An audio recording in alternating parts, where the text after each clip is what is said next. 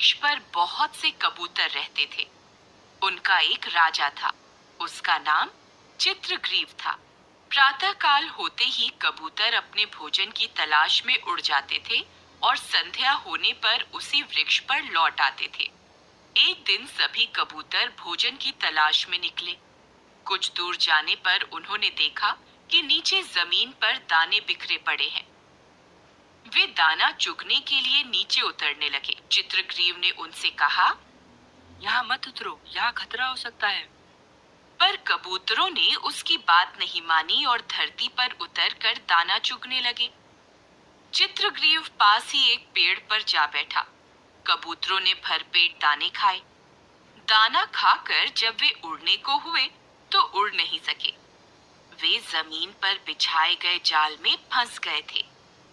अब सभी कबूतर बुरी तरह घबरा उठे। वे तेजी से अपने पंख फड़फड़ाने लगे।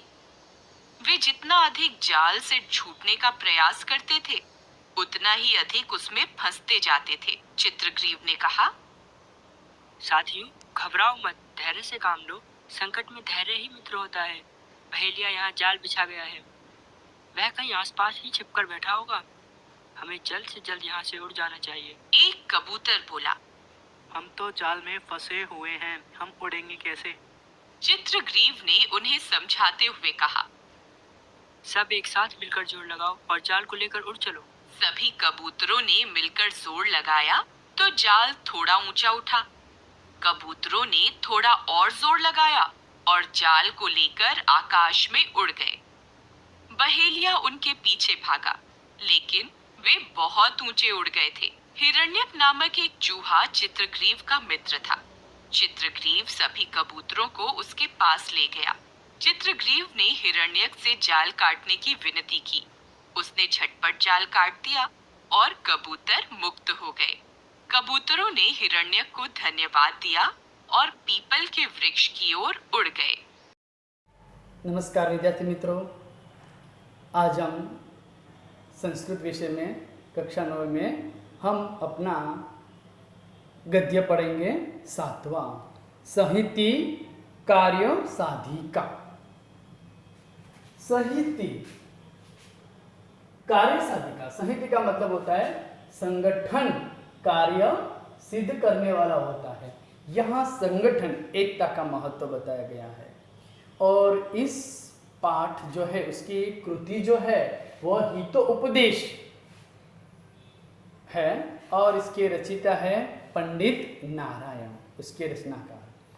तो ये पाठ का नाम ही ऐसा है, सहति कार्य साधिका, यानी एकता से जो काम करोगे मिलजुल कर, उस कार्य में जरूर आपको सफलता मिलती है।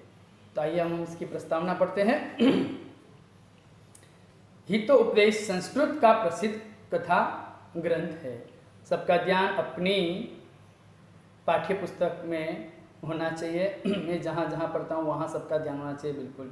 उसके रचिता पंडित नारायण है। ऐसा माना जाता है कि इसकी रचना ईस्वी सन 9वें शतक में हुई है।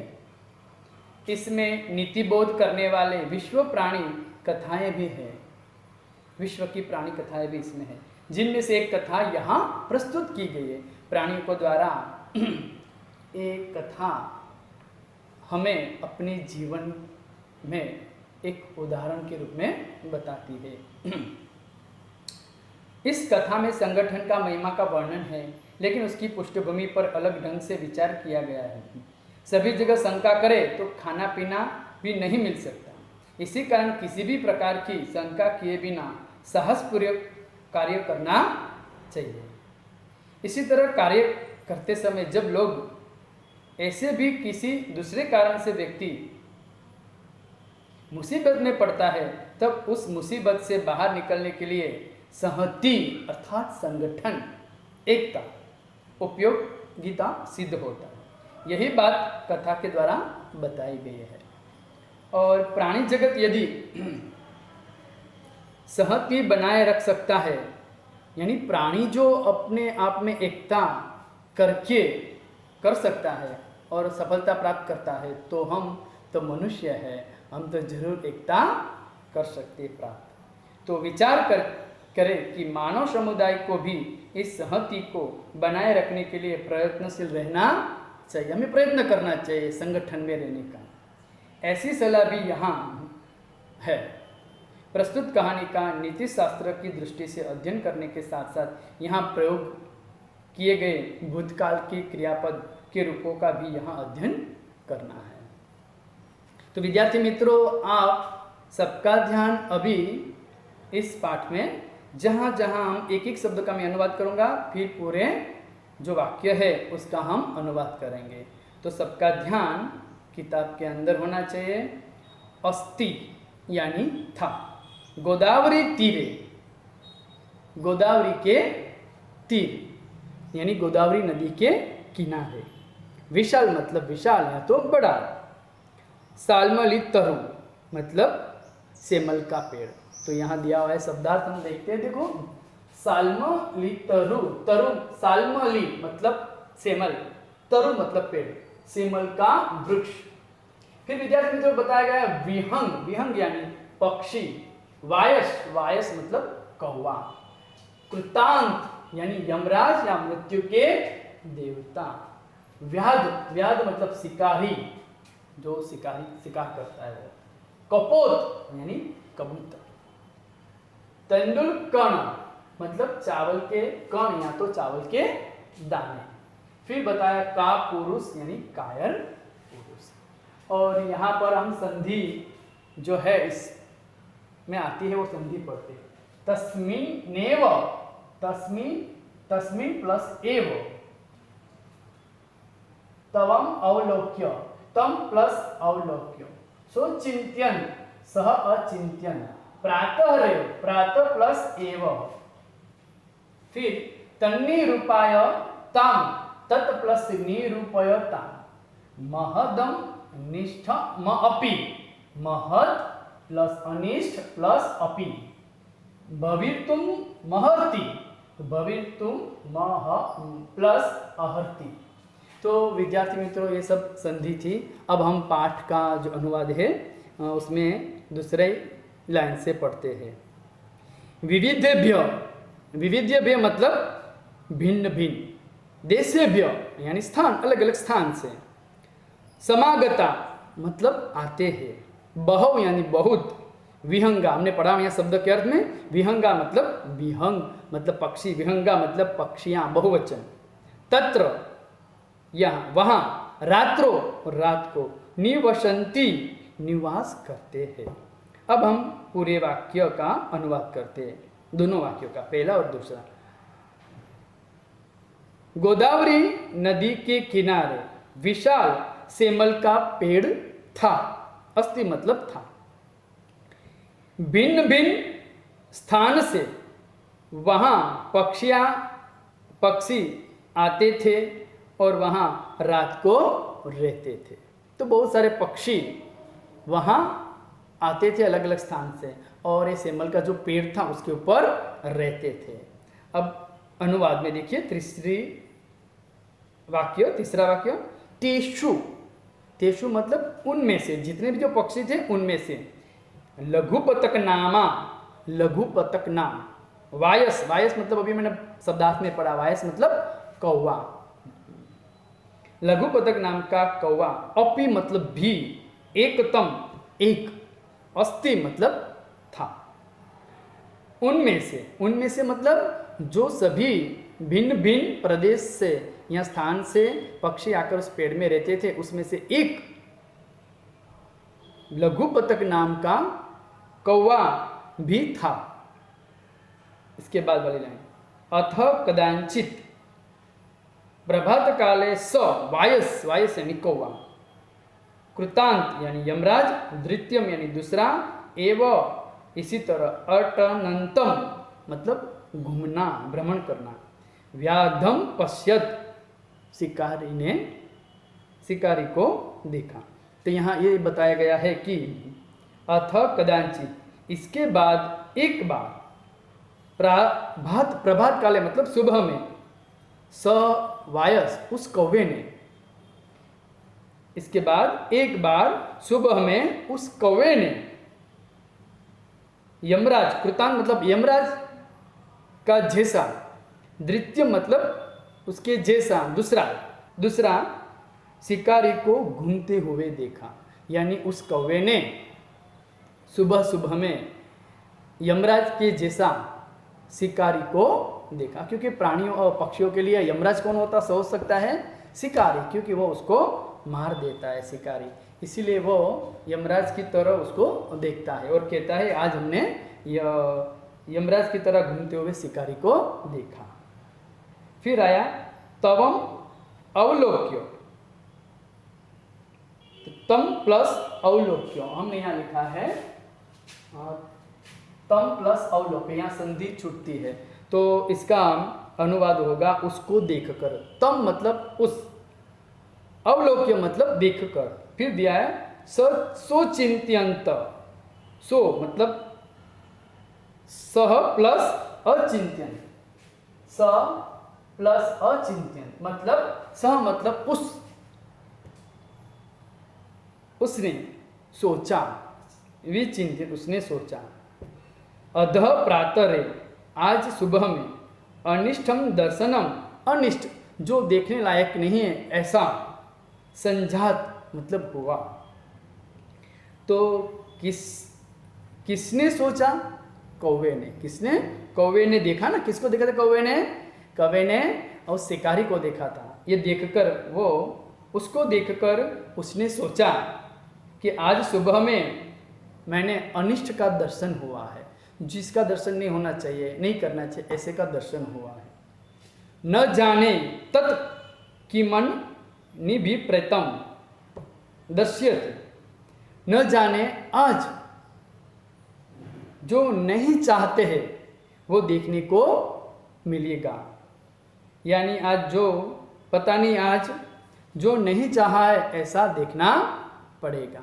क्यों ऐसा देखना पड़ेगा? क्योंकि सुबह सुबह में हमने आज अनिष्ट का दर्शन किया। अनिष्ट मतलब शिकारी का दर्शन किया था, शिकारी को घूमते हुए देखा था।